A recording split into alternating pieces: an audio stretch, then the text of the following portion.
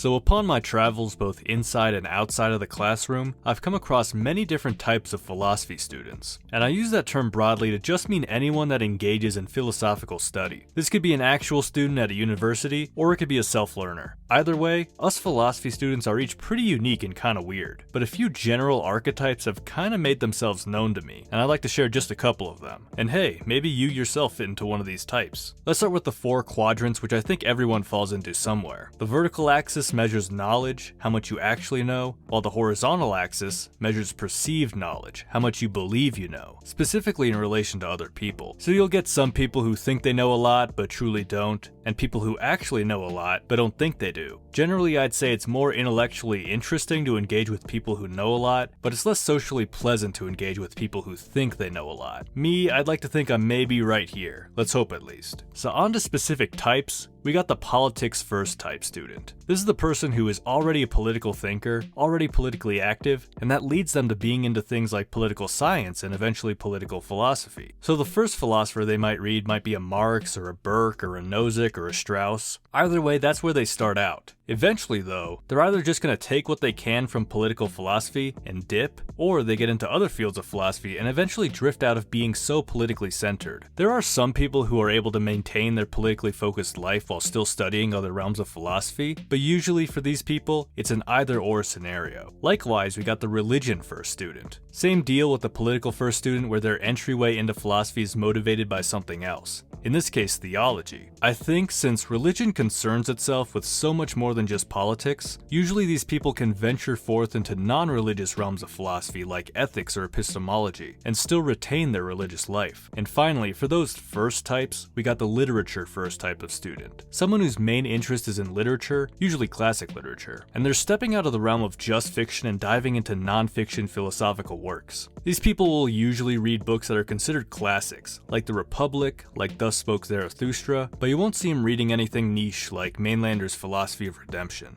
Next, we have the type of student who only gets their philosophy content from secondary sources. Now this could mean a lot. This can mean something surface level like Crash Course or School of Life, or it can mean something more substantial like the Stanford Encyclopedia of Philosophy or philosophy textbooks. These people don't usually touch primary sources because they're either afraid or not interested in the archaic language, or they don't have the patience for it and would rather just read a summary. But on the flip side, we have the primary sources only students. These are the people who only read primary sources and almost in a cultish sense look down on people who use secondary sources. But sometimes they don't really understand what they're reading and they're too afraid to consult a secondary source for help, out of pride or something. So yes, they're technically reading the words on the page, but they're not fully comprehending it. Or you get some big brainer who does understand it all and needs no secondary sources. Now for some more fun ones, we got the hippie. They aren't a fan of how things are and want to explore something new, something free, something alternative. So they turn to philosophy for something that can provide them with spiritual change and insight. These people will usually look into Eastern philosophy, but also possibly Spinoza or Neoplatonism. We also got the existentialist philosophy student, someone who doesn't really give a shit about anything else in philosophy except for existentialism. And I mean, why should they? They're usually young, coming of age, and in college, and are kind of thrown into this position where there are now infinite possibilities as to where their life could go, assuming there's a point to living anyway. Next, we get the trad conservative Western values type student. This is the person who will probably read philosophy only up to Aquinas. A lot of the Greeks, a lot of the Romans, and a lot of the scholastic philosophers, but only Westerners, not Eastern philosophers. They kind of live in this zone without bothering to read the people who came after who critiqued those in the past.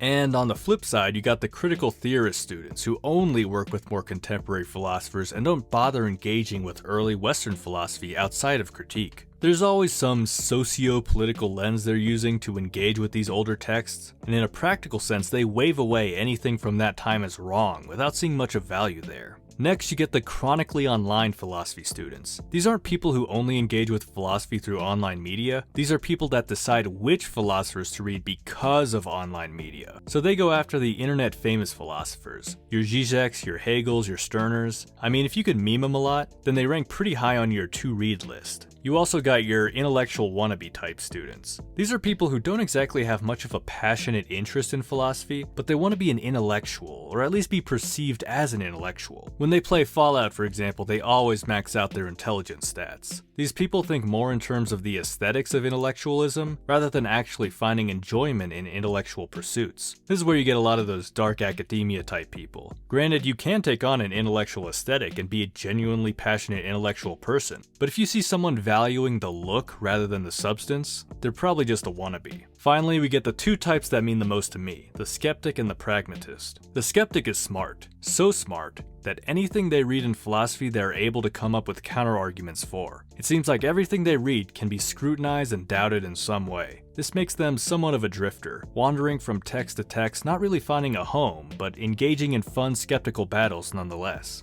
On the other side is the pragmatist. They have their doubts with every philosophical system as well, but unlike the skeptic, they can find practical life-changing value in some of these ideas regardless. Although we can't be certain, the pragmatist takes a leap of faith with imperfect knowledge to experiment and try out these flawed ideas in his own life. Some work, some don't, but the prospect of experimentation makes each philosophical book even more important to him. So there you have it, just a handful of different types of philosophy students. Which one do you see yourself as? And are there any that I missed? Comment below, subscribe, and I wish you all a beautiful rest of your day.